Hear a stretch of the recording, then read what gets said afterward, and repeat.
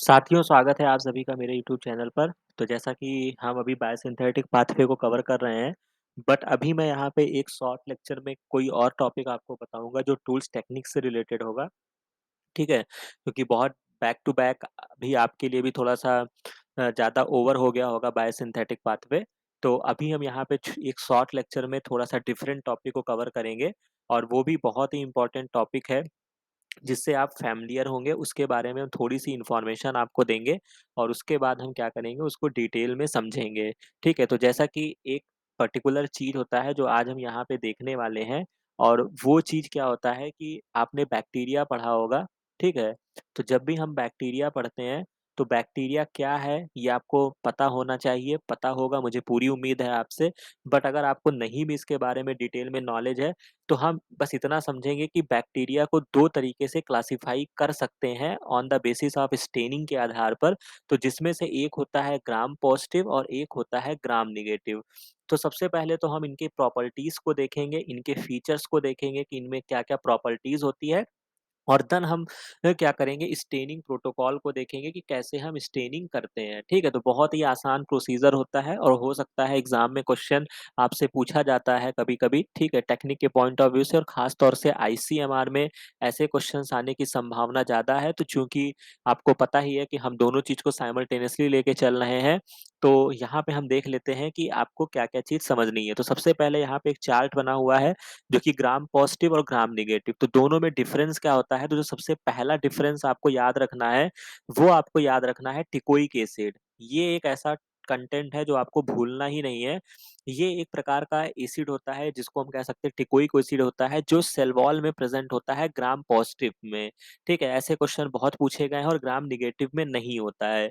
इसके अलावा gram negative जो कि हम बार-बार आपको बताते हुए आए हैं कि यहाँ पर क्या होता है एलपीएस की लेयर होती है, इसको हम क्या बोलते हैं बेसिकली लाइपोपॉलीसैकेराइड।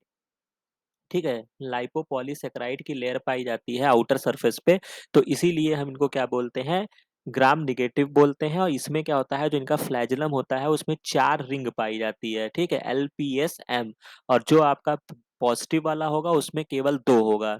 इसके बाद आपको पता है कि ग्राम पॉज़िटिव या कोई भी बैक्टीरिया होते हैं, उसमें क्या होते हैं, जो सेल वॉल होती है, वो पेप्टाइडोग्लाइकॉन की बनी होती है या म्यूरिन की बनी होती है। तो जो म्यूरिन कंटेंट होगा वो किसमें ज़्यादा होगा ग्राम पॉजिटिव में ज़्यादा होगा 70 से 80% होगा और म्यूरिन में कम होता है।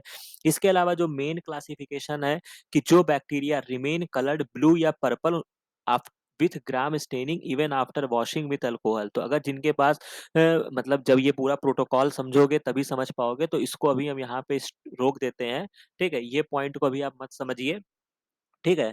तो जैसे कि आउटर मेम्ब्रेन की हमने बात की थी, एलपीएस किसमें होता है? ग्राम नेगेटिव में होता है, पॉज़िटिव में नहीं होता है। सेल वॉल जो होगी वो 20 से 80 नैनोमीटर थिक होती है, इनकी 8 से 12 नैनोमीटर थिक होती है। ठीक है? तो इस तरीके से यहाँ पे पूरी स्टोरी दी गई है। इसके अलावा जो आपको कभी-कभी एग्ज़ाम में पूछे जाते हैं कि आपको 4 बैक्टीरिया का नाम दे दिया जाएगा, मान लीजिए इस तरीके से दे दिया गया कि which of the following is gram negative, ठीक है? 4 बैक्टीरिया का नाम दे दिया जाएगा 1, 2, 3, 4 ठीक है? आपको उसमें से एक पहचानना होगा कौन-सा ग्राम नेगेटिव है, तो ये भी आपको रिकॉल करते रहना पड़ेगा, ठीक है? और उसका क्या होता है सबसे पहला तो जो बेसिक कॉन्सेप्ट है, ठीक है? जो कह सकते हैं आप एक थंब रूल मैं कह सकता हूँ बायोलॉजी का और वो ये कहता है कि जो पैथोजेनिक बैक्टीरिया होते हैं मतलब जो फ्यू पैथोजेनिक बैक्टीरिया यहाँ पे ये लाइन लिखी हुई है कि फ्यू पैथोजेनिक बैक्टीरिया जो होते हैं वो क्या होते हैं ग्राम पॉजिटिव होते हैं और जितने भी आपके पैथोजेनिक बैक्टीरिया मतलब डिजीज़ कॉज़ करते हैं, वो बेसिकली क्या होते हैं, नेगेटिव होते हैं। तो ये बातें आपको याद रहेगी लेकिन ये यूनिवर्सल ट्रुथ नहीं है क्योंकि कुछ एक्सेप्शन केस भी हैं। तो जैसे कि आपके अच्छे बैक्टीरिया कौन-कौन से होते हैं, जैसे आपने पढ़ा होगा लैक्टोबैसिलस ये जो दही बनाता है, दूध दही में होता है, लैक्टोबैसिलस होते हैं, तो ये सब क्या हैं आपके अच्छे बैक्टीरिया हैं, ठीक है? तो ये किसमें आएँगे पॉज़िटिव में आएँगे, ठीक है?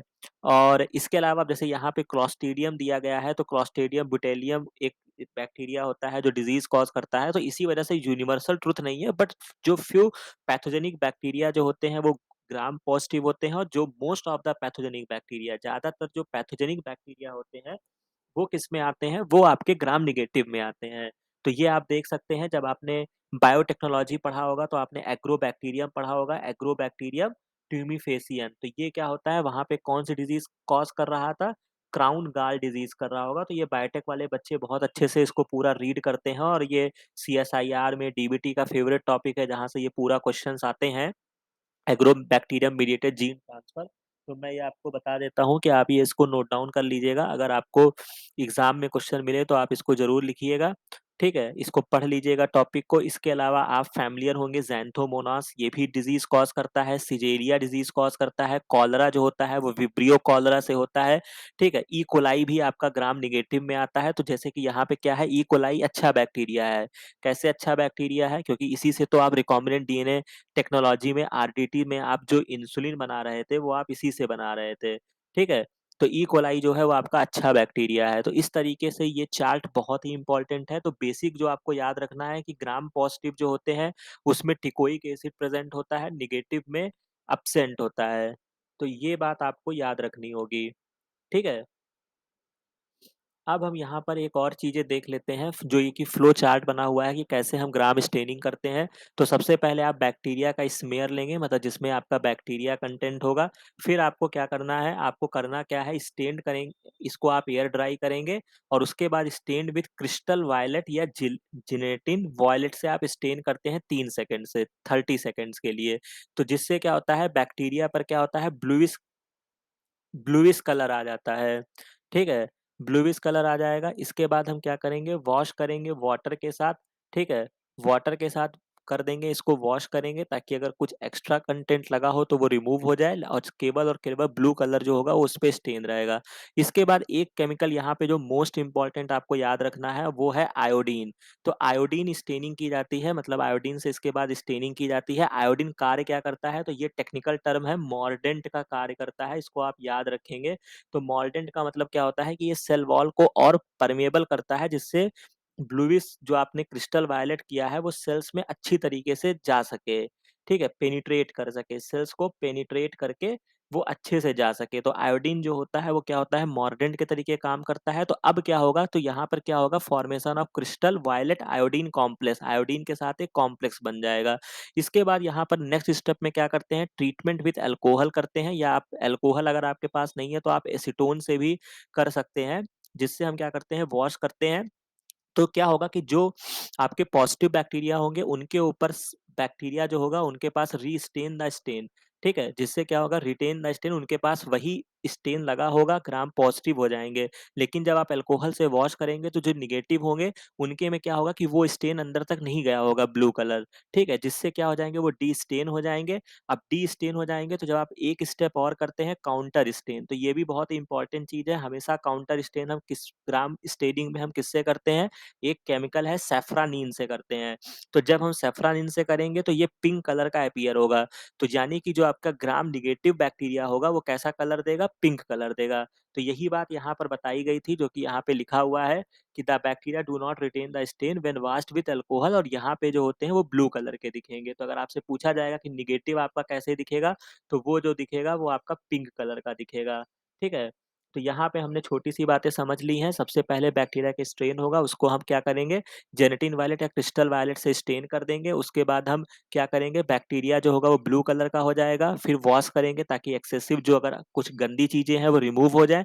फिर हम आयोडीन डाल देंगे ताकि वो और अच्छे से पेनिट्रेट करके सेल्स के अंदर पहुँच जाए, जिससे क्या होगा, क्रिस्टल वायलेट आयोडीन कॉम्प्लेक्स बन जाएगा। फिर हम क्या करेंगे, अल्कोहल से वॉश कर देंगे। जब हम अल्कोहल से वॉश कर देंगे तो कुछ बैक्टीरिया में वो पूरे तरीके से लगा रहेगा पर्पल कलर, जिसको हम क्या बोलेंगे, ग्राम पॉजिटिव बोलेंगे। और जब हम अल्कोहल से वॉश करेंगे तो पर्पल कलर कुछ बैक्टीरिया में हट जाएगा, ठीक है? तो उसको हम क्या करेंगे, डिस्टेन्ड बैक्टीरिया होगा। फिर हम क्या करेंगे, काउंटर स्टेनिंग करेंगे, किससे करेंगे, सैफरनिन से करेंगे। ये मोस्ट इंपॉर्टेंट चीज है जो आपको याद रखना होगा, जिससे क्या होगा, पिंक कलर आ जाएगा जो कि ग्राम निगेटिव में होगा, ठीक है? तो ये चीजें आपको याद रखना है, ठीक है? तो यहाँ पे एग्जाम में क्वेश्चन आपसे हमेशा पूछा जाएगा। अगर आपको यहाँ पे थोड़ा-सा कलर में भी अगर आपको डाउट है तो आप इस तरीके से देख लीजिए, ग्राम पॉजिटिव और ग्राम नेगेटिव, ठीक है? तो पी से पॉजिटिव होगा और पी से पिंक होता है, ठीक है? तो यहाँ पे केस में क्या होगा कि पी से पिंक नहीं होगा, मतलब पॉजिटिव वाले का कलर पिंक नहीं आएगा, तो यानी कि नेगेटिव वाले का पिंक आएगा। तो ये ट्रिक आप याद रखिएगा, एक छोटा-सा लेक्चर है जिसका आगे-पीछे से कोई लेना-देना नहीं है। अगर आपको टेक्निक में थोड़ा बहुत भी कमांड है, आपको बैक्टीरिया नहीं पता है तो भी आप इस बात को अच्छे से समझ सकते हैं। तो आई होप ये वीडियो आपको अच्छा लगा होगा। बाकी आपको किसी भी स्टेप पे कोई भी कन्फ्यूज़न होती है तो मेरे को कमेंट सेक्शन में बताइए और बाकी इसको लाइक, शेयर और सब्सक्राइब करिए ताकि ऐसे ही अच्छे कंटेंट आपको एग्ज़ाम के लिए मिलते रहें। बाकी ये वीडियो अच्छा लगा हो तो इसे शेयर करिएगा। Thank you.